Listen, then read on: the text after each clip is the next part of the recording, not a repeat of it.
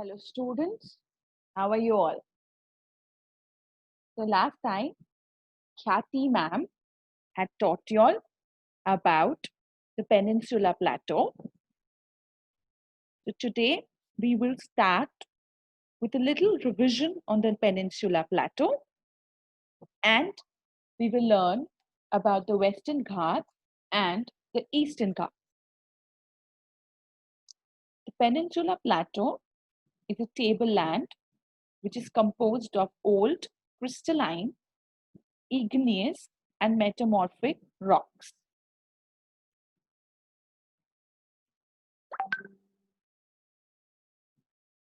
Okay, so the plateau consists of two broad divisions, the Central Highlands and the Deccan Plateau. When you come to the Deccan Plateau, the Western Ghats and the Eastern Ghats, they mark the western and eastern edges of the Deccan Plateau respectively. Western Ghats lie parallel to the western coast, and the Eastern Ghat lies parallel to the eastern coast. Now, the Western Ghats, they are continuous and can only be crossed through passes because it's a continuous range. Whereas the Eastern Ghats is not a continuous range.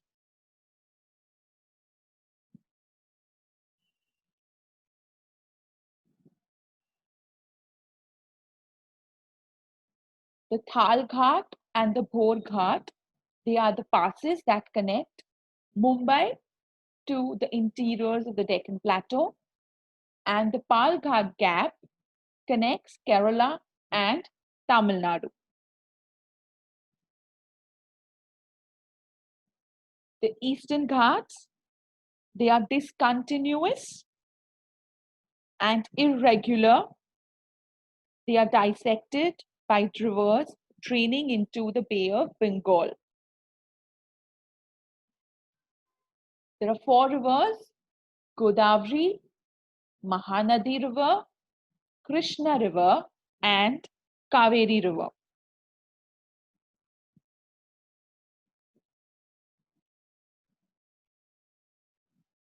The average elevation is 900 to 1600 meters as against the Eastern Ghats, that is 600 meters.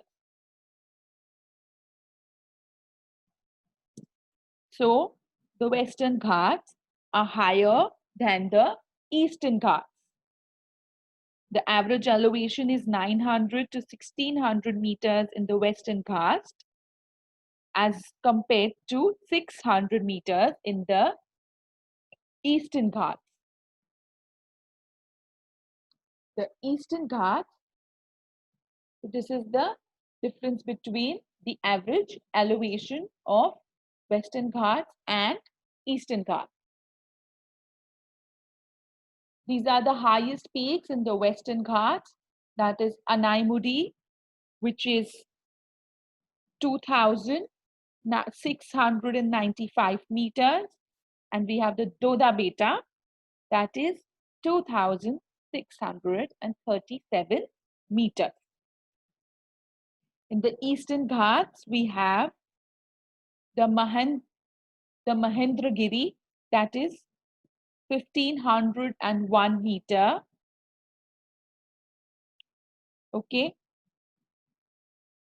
Chevroy Hills and Javadi Hills are located in the Eastern Ghats to the southeast of the Eastern Ghats. The famous hill stations over here are Udagamandalam, popularly known as Ooty, and Kodaikanal. Yercaud is a famous hill station in the Chevroy Hills. And these are the other two famous hill stations in the Western Ghats, that is Ooty and Kodaikanal.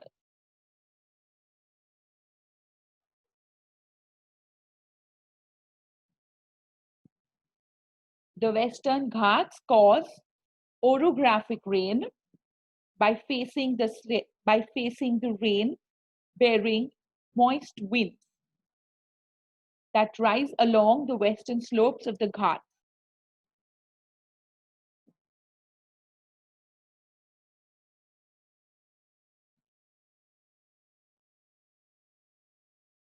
The Western Ghats are also known by different local names. There is the Konkan coast, the Malabar coast, and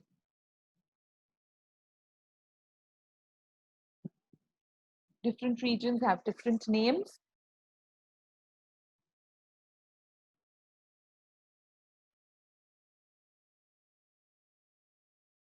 The northernmost is called the Konkan coast.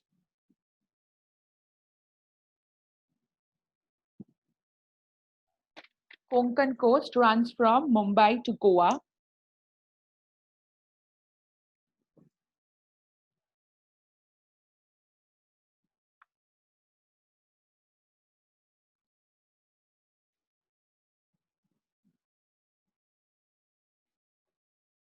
Then there is Malabar coast at the bottom, that is from Kerala to Kanyakumari.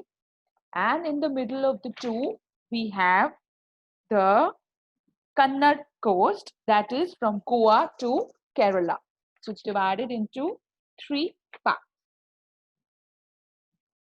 The most important distinct feature of the Peninsula Plateau is the black soil area, which is also known as the Deccan Trap. This is of volcanic origin, and so the rocks are igneous. The Deccan Trap is formed from eruptions around 66 million years ago.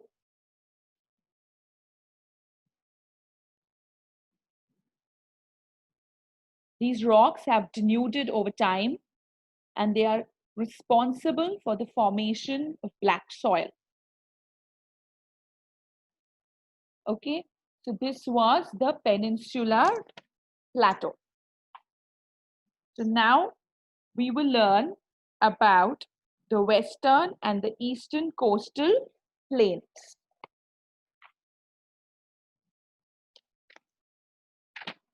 So the Peninsula Plateau is flanked by stretch of narrow coastal strips running along the Arabian Sea and the Bay of Bengal.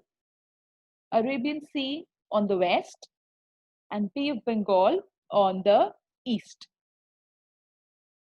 The western coast is sandwiched between the Western Ghats and the Arabian Sea. The Western Ghats, the plain is very narrow and it consists of three sections. The northern part of the coast is called the Konkan. This is the regional name. It runs from Mumbai to Goa. The central stretch is called the Kannad Plains, and the southern stretch is referred to as the Malabar coast. The central stretch, which is called the Kannad Plains, runs from Goa to Kerala, and the Malabar coast runs from Kanyakumari, from Kerala to Kanyakumari. This is the Konkan coast, which houses the most famous beaches, the Mumbai beach and the Goa beaches, which is very frequently visited by the tourists. Then in the center, we have the Kannad Plain. And finally, we have the Malabar coast that houses many lagoons and backwaters. Lagoons are saltwater lakes separated from the sea by sandbars and spits.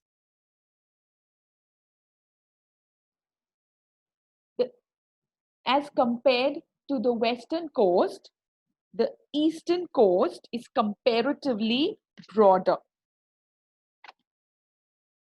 The plains along the Bay of Bengal are wide and level.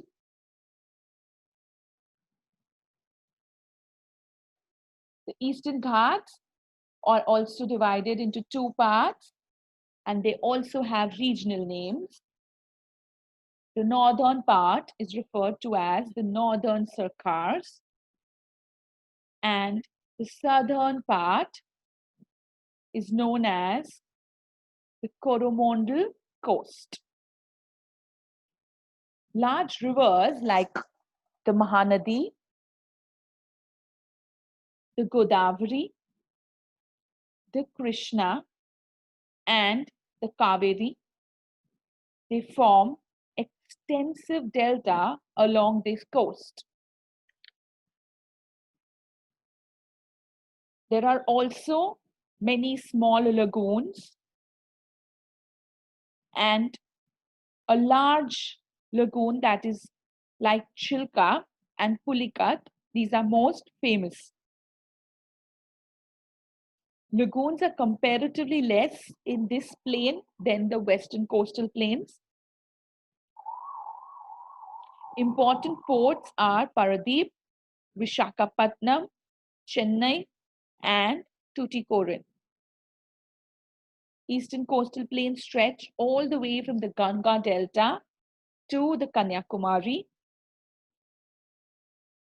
The average width of the eastern coastal plain is 80 to 100 kilometers. It is broader in Tamil Nadu. The most famous feature is Lake Chilka on the eastern coast. The eastern coastal plain have Lake Chilka, which is the largest saltwater lake in India. It lies in the state of Odisha. It lies in the state of Odisha to the south of the Mahanadi Delta.